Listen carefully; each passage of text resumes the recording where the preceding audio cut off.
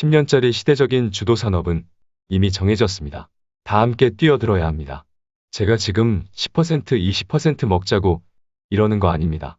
더블 그 이상을 볼 수 있는 시대적인 주도 산업과 그 안에서 장기적으로 시장을 씹어먹을 종목들은 이미 다 선별이 되었습니다.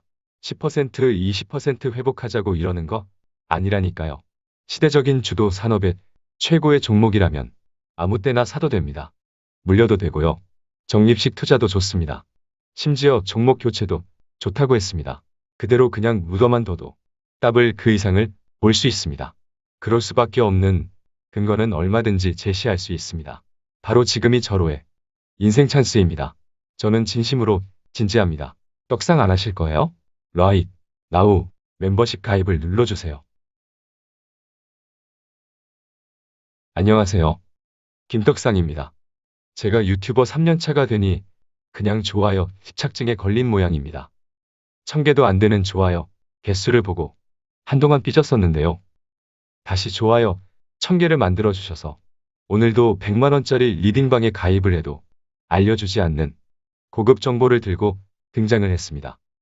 그러니 오늘도 좋아요 1000개를 부탁드리며 빠르게 시작하겠습니다. 출발!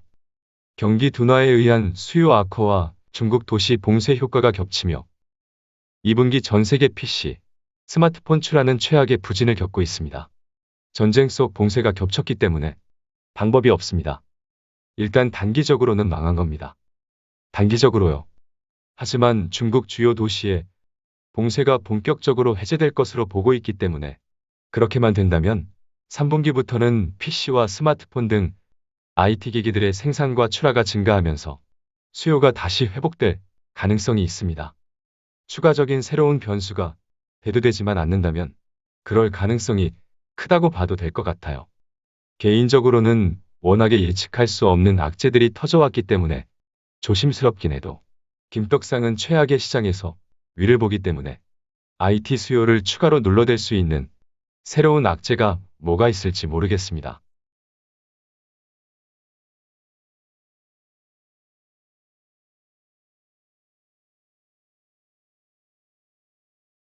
어쨌든 하반기엔 수요가 다시 회복되겠지만 그래도 불안 요소는 있습니다. 상반기 동안 수요는 부진했지만 고객사들의 반도체 구매는 정상적으로 이루어졌습니다. 이것은 고객사들의 반도체 재고가 크게 늘어나 있을 수 있다는 합리적인 추정이 가능합니다. 따라서 하반기 수요는 회복하겠지만 업황이 살아날 거라는 확신을 갖기에는 고객사들의 반도체 재고가 정리되기 전까지는 시간이 필요한 문제입니다. 그래서 18.7%로 예상되던 올해 디램 업계 출하 증가율이 고객들의 주문 둔화에 따라 14.7%까지 하락할 것으로 전망되고 있습니다. 얘기를 더 들어보세요. 갑자기 채널을 돌리려고 그러세요? 일단 끝까지 말을 들어보시죠. 앞서 말한 이유에서 하반기 디램 평균 판매 단가가 10% 정도 하락할 것으로 전망되고 있고요. 현재 4주 수준인 것으로 보이는 반도체 업체들의 자체 재고가 올해 연말에는 6주 수준까지 상승할 것으로 추정되고 있습니다. 좋지 않아요. 솔직히 좋지 않습니다. 하지만 현재의 주가는 미래를 선반영합니다. 지금은 상상도 못했던 오만전자입니다. 오만전자가 되었다는 것은 이미 하반기 최악의 업황을 반영했다는 것을 의미한다고 조심스럽지만 자신 있게 말하고 싶습니다. 조심스럽지만 자신 있는 게 뭐냐고요? 자신이 없어 보이나요? 일단 얘기를 끝까지 들어보시라니까요. 왜들 표정들이 그러세요? 표정들이 너무 안 좋으시기 때문에 바로 중요한 얘기를 시작해 보겠습니다. 삼성전자의 최근 종가로 최저가는 57,400원을 기록했습니다. 지금과 크게 다르지 않는 가격입니다. 다시 봐도 처참하고요. 토가 나옵니다. 하지만 이 전쟁 드라마가 생각보다 장편이기 때문에 이럴 수 있다는 것은 인정해야 합니다. 우리가 전쟁까지 예측하며 투자하지는 않으니 우리 인정할 건 인정합시다.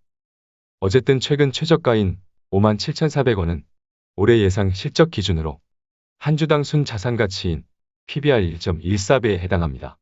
PBR 1.14배라고요. 2009년 1월 리먼 사태로 급락이 나왔을 때 PBR 1.17배보다도 낮은 밸류입니다. 이 그림에서 회색 선이 삼성전자의 과거 PBR을 나타내는 겁니다. 리먼 사태 때 1.17배, 최근 저점은 1.14배였습니다. 과연 지금 상황이 리먼 사태와 비교했을 때 더 심각한 상황일지는 솔직히 잘 모르겠습니다. 그리고 2011년 8월 유럽의 재정 위기가 불거지며 또 한 번의 위기가 있었는데요. 이 당시에 삼성전자 주가는 1.24배를 기록했었습니다. 최근 최저점의 주가는 이때보다도 낮은 밸류를 기록했는데요. 세상 망했나요? 삼성전자가 적자라도 났나요? 그냥 저도 이해가 안 되고 잘 몰라서 물어보는 거예요.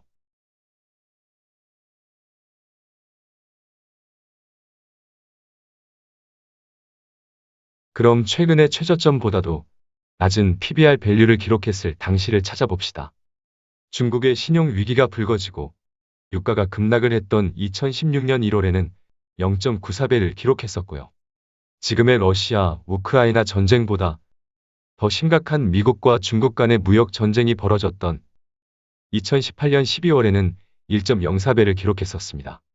강대강이 싸움이었지만 그래도 PBR 한 배를 지켜주었습니다.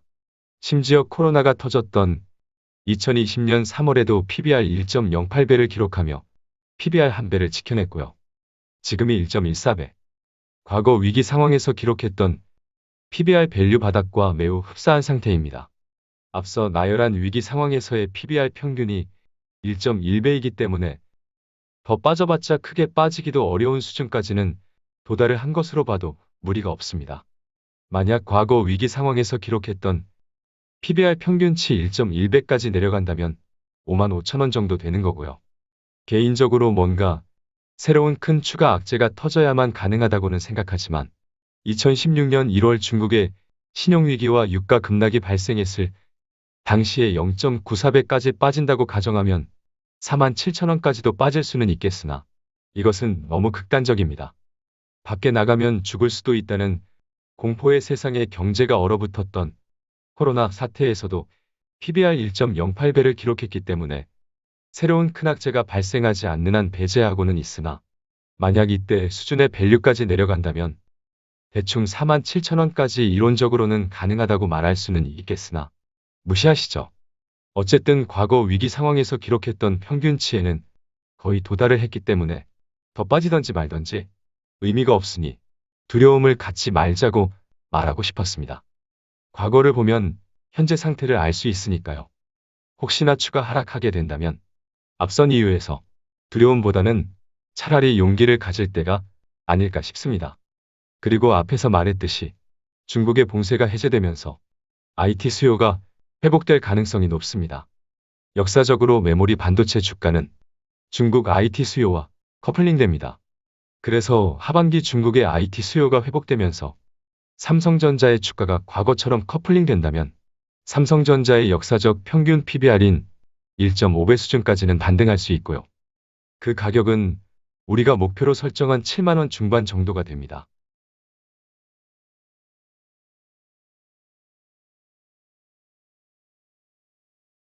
그래서 당장의 바닥을 알 수 없어도 중국의 IT 수요 회복이 전망된다면 역사적 평균 PBR 1.5배, 주가로 치면 7만 5천원 수준을 회복할 수 있으니 더 빠지던지 말던지 인내할 문제다 라고 얘기하고 싶습니다.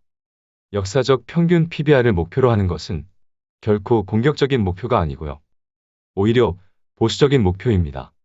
전쟁과 봉쇄로 인한 지금의 주가를 보면 제 말이 터무니없어 보일 수는 있어도 7만원 중반 라인이 터무니없는 가격은 아닙니다. 역사적 평균 밸류라니까요.